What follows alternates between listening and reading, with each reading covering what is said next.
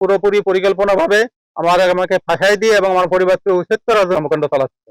যদি সেদিন রাত্রে কোনরূপ কোনো মাদক দ্রব্য পাওয়া যায় তো আমাদের ঘরে, তাহলে তাকে আমার স্বামী জেল হেফাজতে থাকুক। আমি সরকারের কাছে আবেদন করি যে আমার বাঁচানোর জন্য। ফরিদপুরের বোয়ালমারী উপজেলার কেরসাইল গ্রামের কৃষক পরিবারকে মাদক কারবারি সাজানোর অপচেষ্টার প্রতিবাদ জানিয়েছেন ভুক্তভোগী পরিবার ও স্থানীয়রা। শনিবার সকালে ভুক্তভোগীর বাড়িতে সাংবাদিক সম্মেলন করে প্রতিবাদ জানান তারা। পরিবারটির দাবি, প্রতিপক্ষের লোকজন বাড়িঘর থেকে উচ্ছেদ করার লক্ষ্যে দীর্ঘদিন ধরেই ষড়যন্ত্র করে আসছিল। সম্প্রতি তারা স্থানীয় পুলিশকে মাদক সংক্রান্তে মিথ্যা তথ্য দিয়ে পরিবারটিকে হয়রানি করছে। সাংবাদিক সম্মেলনে কার্তিক ঘোষ দাবি করেন, 18 জুন মধ্যরাতে পুলিশের একটি দল তার বাড়িতে মাদক আছে জানিয়ে অভিযান পরিচালনা করেন। দীর্ঘ 2 ঘন্টা তল্লাশি চালিয়েও কোনো কিছু না পেয়ে ফিরে যান পুলিশ দল। তিনি মনে করেন, পরিকল্পিতভাবে মাদক কারবারি হিসেবে ফাঁসানোর লক্ষ্যে এই অভিযান পরিচালনা করা হয়েছে। পুলিশ দিয়ে এমন হয়রানির কারণে সংশয় রয়েছে পরিবারটি। আমার বাড়ি থেকে কিভাবে পুলিশ এসে আমাকে পুলিশ আমাকে বলে যে তুমি মাদকের ব্যবসা করো, মাদক প্রচার করো। আমি বলছি না, আমি তো এগুলো করি না, আপনি তো জানেন। না, তোমার বাড়ি কাজ করতে হবে। তখন তারা কাজ করে, সব উল্টে কাপড় তো বিছনা কাঁথা যা আছে নাড়াচাড়া করে। তখন তারা বলে যে না, এখানে না, তোমাদের বারান্দায় করো, তোমাদের বারান্দায় আছে। আমি বারান্দায় নিয়ে আসি, বলে এই বারান্দা না, তোমার আরেকটা বারান্দা আছে, সেটাই হবে। এখন তারা পুরো চেক করে তল্লাশি করে কিছু পায় না। আমি বললাম স্যার, এটা কেমন হলো? হ্যাঁ, তোমার ইনফরমেশন আছে, এবং যে ইনফরমেশন দিতে সে বলতে 100% তোমার বাড়িতে আছে।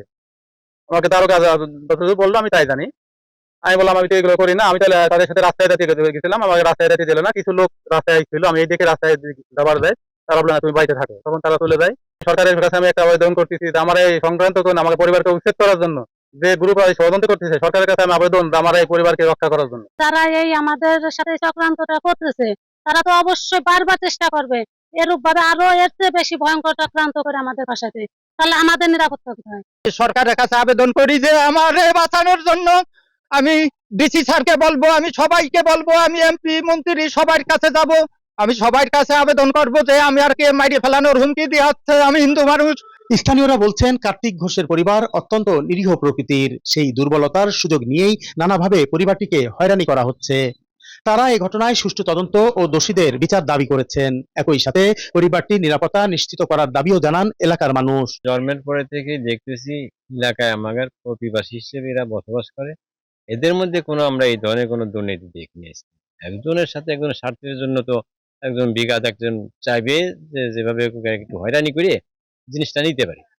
প্রতারণা, এটা সাজানো নাটক, এগুলা এগারে উচ্ছেদ করার জন্য, এগারে বিরক্ত করার জন্য। আমার দাবি, প্রশাসন যদি এদিকে খেয়াল রাখে, এরা যাতে একটু উপকার হয়। হিন্দু মানুষ এরা দাবি না করে যে এরাই আমার উচ্ছেদ করে দিল, অভিশাপ না করে। যদি কেউ ওদের ফাঁসানোর চেষ্টা করে, তাহলে পরে সরকার দিনে আইনের আওতায় এনে তাদের সাহায্য করে।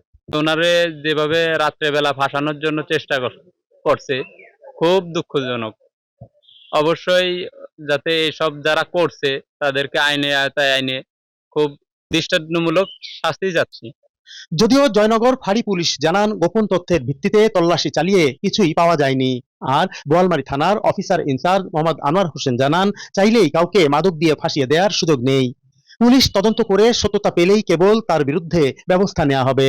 তিনি আরো জানান, কাউকে ফাঁসানোর চেষ্টা করাও অপরাধ, তাই সকল অপরাধীকেই আইনের আওতায় আসতে হবে।